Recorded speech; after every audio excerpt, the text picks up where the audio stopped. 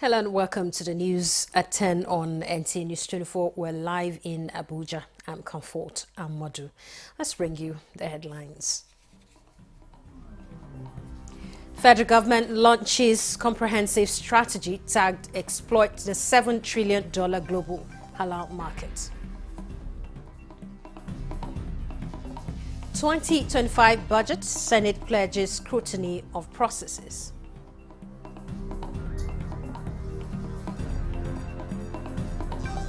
End in sight to persistent grid collapse as federal government deploys new technology for stabilization.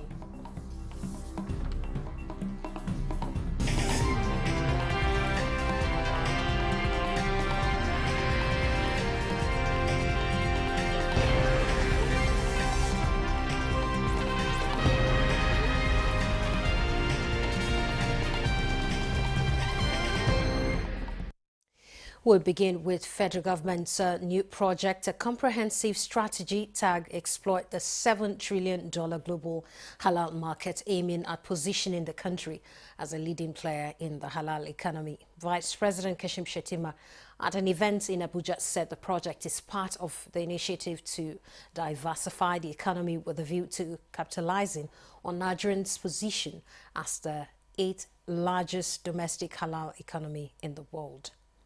That's commendable. Let's get more on this from State House correspondent Abdul Rahman Jibrila. Nigeria's economic and demographic side gives us a unique advantage in developing a vibrant halal investment sector. Build a vibrant halal economy. Unlocking Nigeria's potential is the theme of this stakeholders' engagement to build a collaborative framework that will create opportunities for economic diversification, job creation and export expansion. For Nigeria to become a hub of opportunities in the global halal economy, we must prioritize our strengths and reassess our weaknesses. Today's engagement provides a platform for us to collaborate with key international organizations. This will allow us to develop a comprehensive halal ecosystem and agree on strategies that will position Nigeria as a top halal exporter, targeting high value market. Through partnership with key stakeholders, both domestic and international, we are determined to position Nigeria as a leader in the halal economy. The halal sector can also play a crucial role in resolving the farmer hunger crisis by promoting ethical farming practices and ensuring that we use advanced technologies to improve agricultural yields.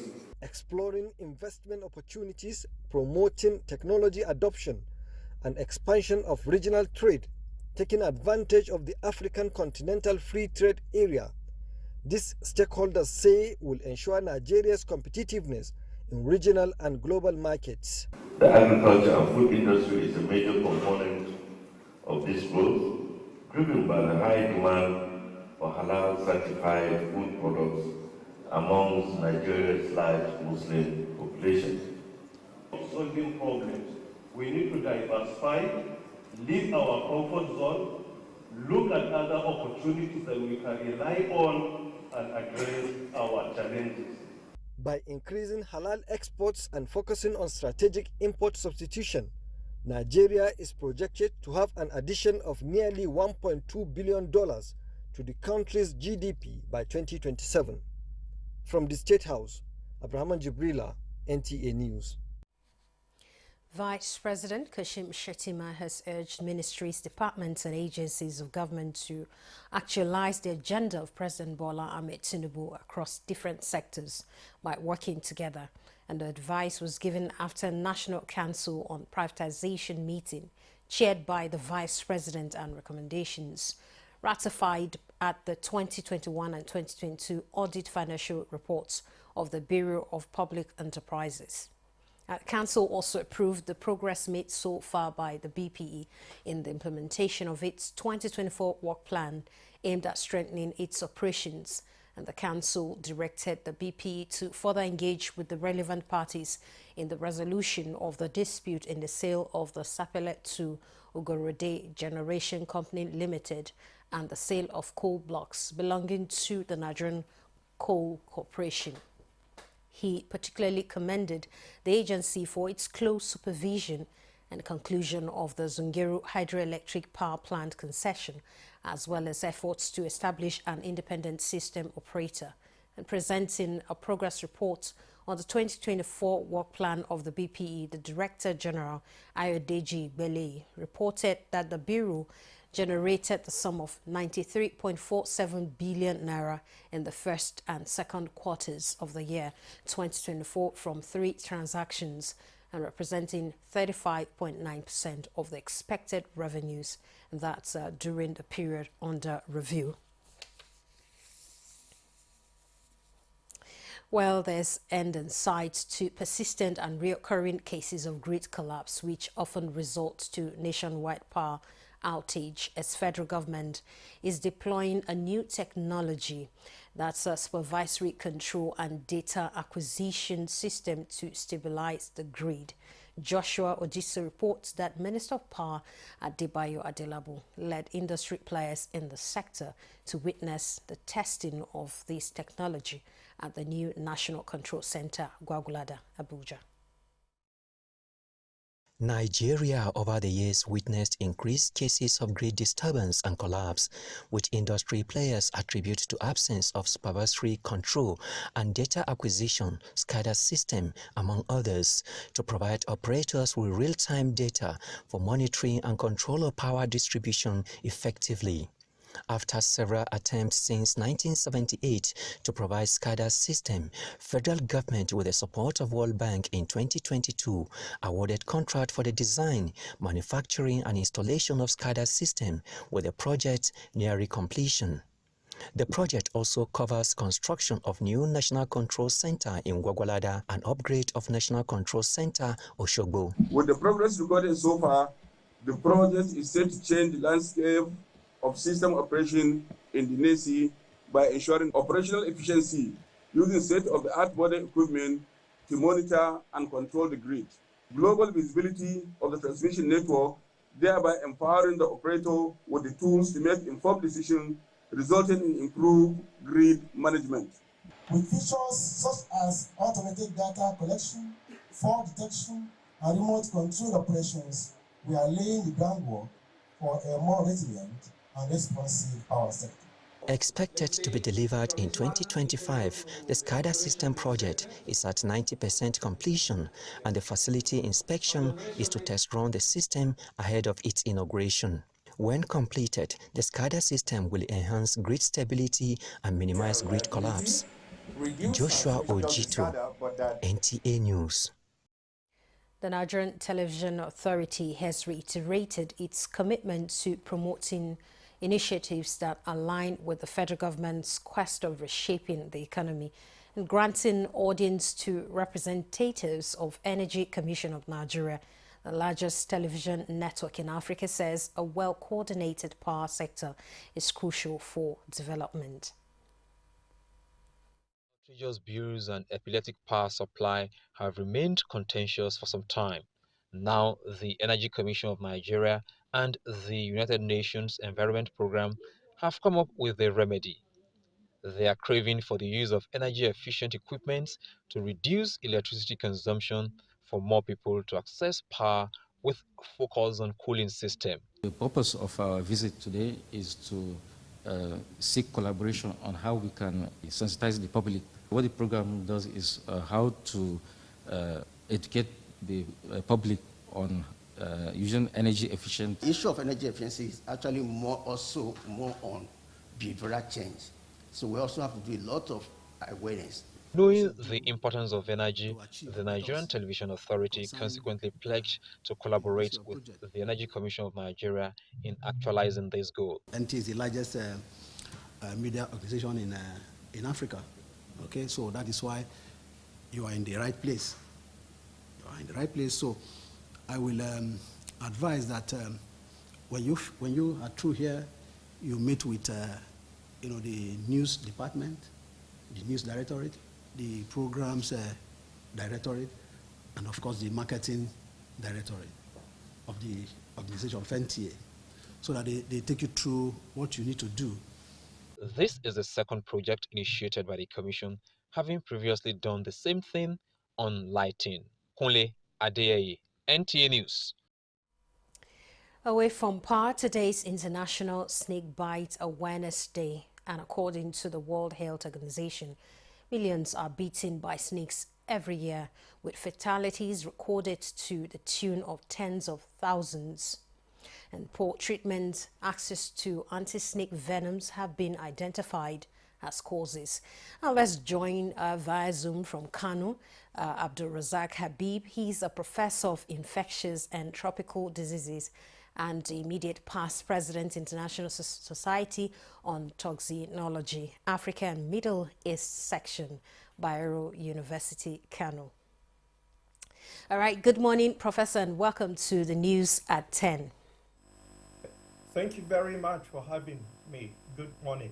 Let's kick off this conversation by asking you how accessible anti-snake venoms are in Nigeria. Yeah, unfortunately, this year has been an especially very bad year for access to antivenom. In the past, we've had antivenoms fairly steadily, but this year the crisis in scarcity has reached a very severe proportion. Until recently, we've had in all the treatment sites spread across the country, about 23 of them. None of them had antivenom supplied, and by way of purchasing antivenom, something that cost about 40,000, 50,000 vial, it shot up to reach 250,000 per vial. And a patient traditionally or usually will require at least 2 to 3 vials, that is 500,000. In one particular facility, the severity reached a crescendo to the extent that healthcare workers were rinsing empty vials that they've used over the past few years to see if they could get some residual antivenom to use in care. But fortunately, I learned the Honorable Coordinating Minister for Health has just awarded a contract to procure a large doses of antivenom. But one hopes in the future we should have ready plans and preparations, given this is a seasonal thing. Every year during rainy season we go through the same thing, and this year in particular, given the flooding, snake bite has been particularly severe throughout the country. Northern Nigeria, in the valleys of River Benue, River Niger, in southern Nigeria, if you go to Kwara, Osun State, Oyo State, if you go to Enugu, Udi Hills area, it's a common problem. We do have the treatment facilities, 23 of them across the country, but the lack of antivenom. In terms of research and production, are we moving forward as a country? As a country, we are moving forward, albeit very slowly. We should be producing local antivenoms long ago, over 10 years ago. One of the former ministers, Professor Olikwe Ransom Kuti, invested large sums of money, and antivenoms were developed against Nigerian snakes in particular. And these antivenoms have been tried and tested and found to be very effective, very safe. But what remains is to produce them locally. Of course, there are challenges to local production, but I believe a country such as Nigeria, given the large burden of snakebite, which is the highest within sub-Saharan Africa, should be able to produce antivenoms locally, and perhaps even for the West African sub-region by now.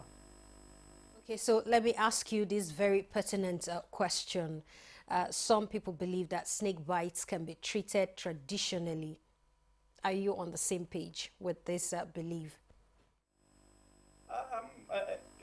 Truly, it's very unwise and imprudent to attempt to manage snake bite from a poisonous snake locally, at home or traditionally. If one were certain that the snake is a harmless snake or is not a poisonous snake, potentially you may treat it at home, you may treat just the injury, the scratch mark that it causes. But if it's a poisonous snake, such as the ones we have in Nigeria. In Nigeria, we have at least this so-called Big Four. We have the cobras, the carpet vipers, the puff adders, and perhaps also the mambas, which traditionally in Yoruba you hear things like paramole, in Igbo you hear eteka, meaning tomorrow is far. In Hausa you hear gobedenisa. All of these are snakes that one shouldn't attempt to manage locally with a traditional herbalist. Death and fatality rises to as high as 20 to 40%. That is to say, 4 out of 10 people bitten eventually will die. In fact, the Igbo name of eteka and the Hausa name of gobedenisa mean the same.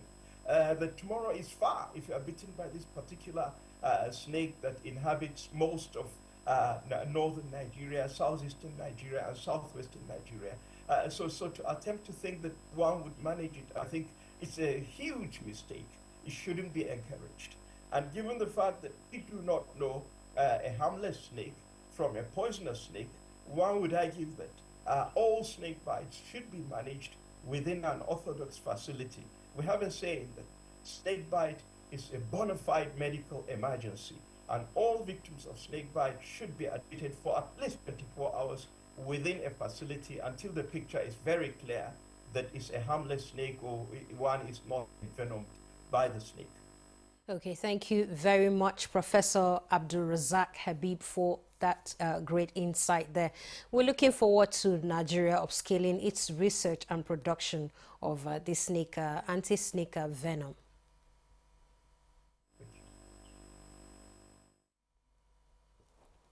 All right, you're still watching the news live on Nta News 24. We'll take a break now. More stories ahead.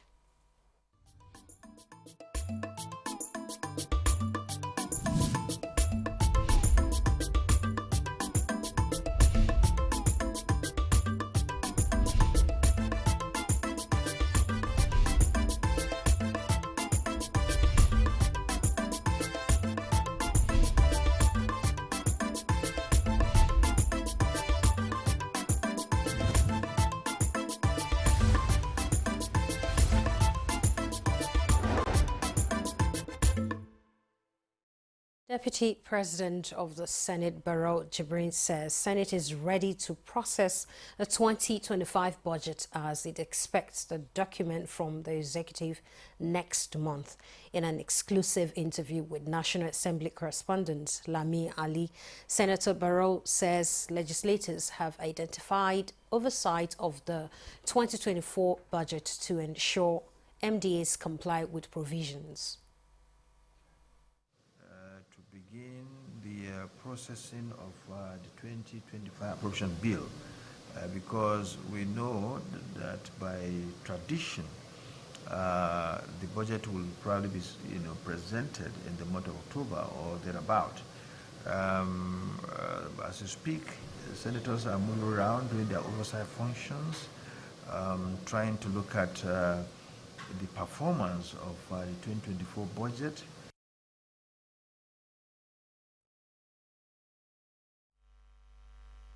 To improve the economy.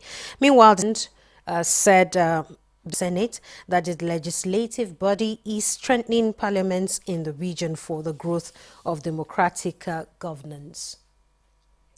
Now, African trade union leaders have converged on Abuja to re-examine the African Continental Free Trade Area to ensure labor rights are upheld and interests of workers are protected in implementation patterns. Joseph Otsen. Movement of persons to deepen the region's economy.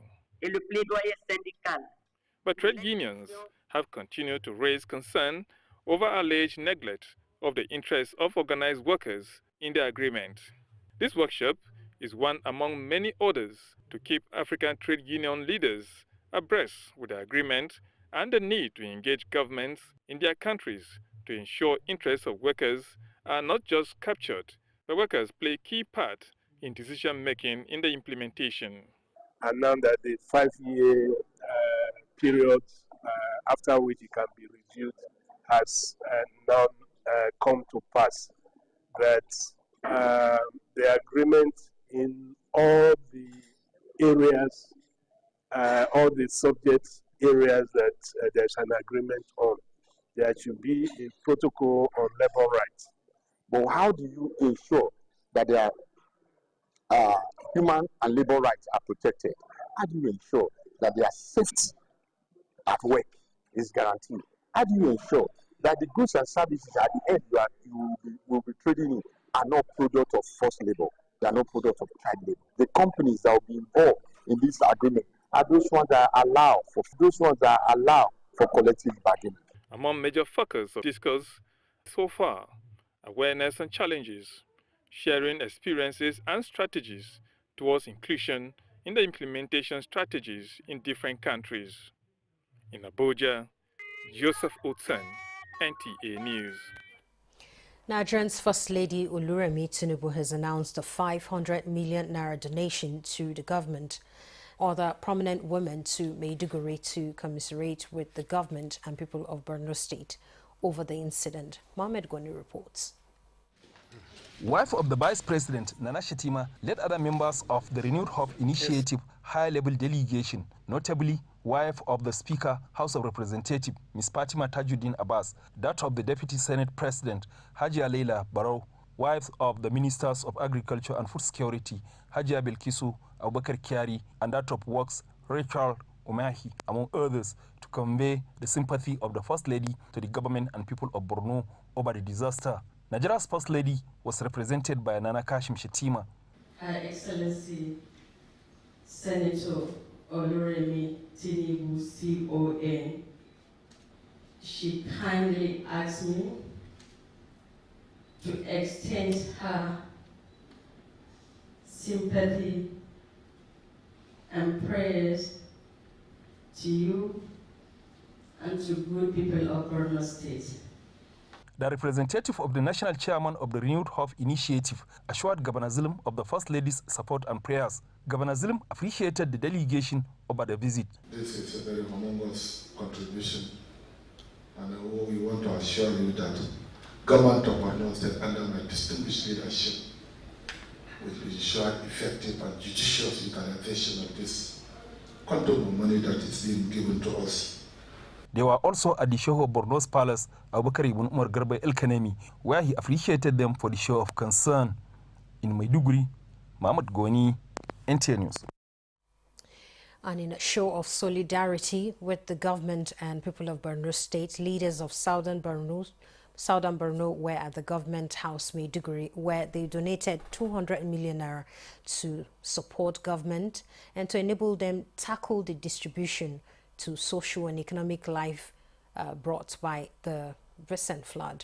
Mohamed Goniege reports that the Deputy Governor Umar Usman Kadufur led the delegation among other prominent people of the region. The visitors from Southern Borno are the latest among the teeming visitors that have been trooping to commiserate with the government and people of the state over the recent flood disaster, considered the worst in living memory. So we came in under the umbrella of Southern Borno to commiserate with the Borno state government, people of Borno in general, about what happened.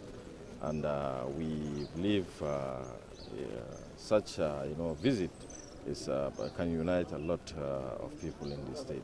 Instead of us doing it haphazardly, under his leadership and with all the stakeholders, we facilitated a process where we contributed money. Even now, contributions are still coming in.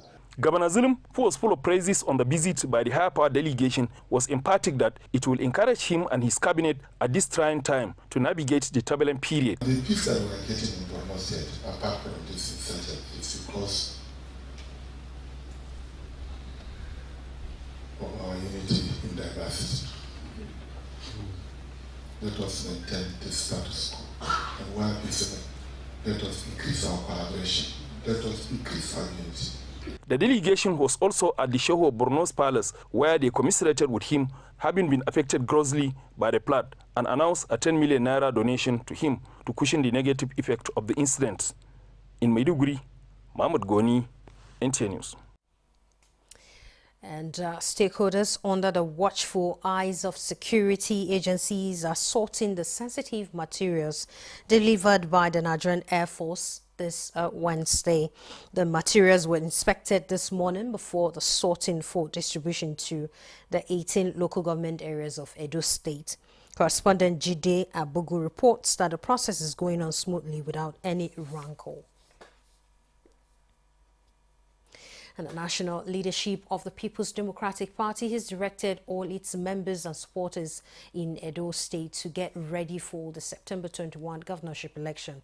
National Publicity Secretary of the party, on behalf of the leadership, gave the directive at a media briefing in Abuja. Timothy Yusuf reports. On Saturday, the Edo people. This media briefing at the national headquarters of the PDP in Abuja is part of last-minute preparations ahead of the September 21 governorship election in Edo State. The PDP leadership has directed its members and supporters to go to their respective polling units to cast their votes and protect them. Police should be aware of that. INEC should be aware of that. That the people are saying, we don't want trouble, we want peace. The party, however, enjoined its members and supporters to also remain calm, law-abiding and vote peacefully. The tide of the election, the PDP emphasized, is to the effect that the party is coasting to victory and the people of Edo State are not ready to accept any result that does not reflect their will as expressed at the ballot. Timothy Yusuf, Nta News. The national leader of the Pan-Niger Delta Forum, Chief Edwin Clark, has applauded the successful rollout of premium motor spirit by private individuals in the country, which began nationwide distribution on the 15th of September this month. Chief Clark described the refinery as a transformative project for Nigeria's economy, which has long been plagued by fuel shortages and a reliance on imports. The impact of this project on the nation's energy security, employment and economic development will be felt for generations to come. Acknowledging that the refinery's potential to create thousands of jobs for Nigeria youths and to bring an end to the country's fuel scarcity is obvious. And Chief Clark also lauded President Bola Ahmed Tinubu's effort in crediting his administration's support for the realization of this landmark project, urging him to maintain his support for similar initiatives in the oil and gas sector and to ensure a steady supply of the crude oil to the 650,000 barrels per day by the refinery. And with that story, we conclude the news at this time. Join us again for the news update at 11. I'm Comfort Amodu. Thanks for watching.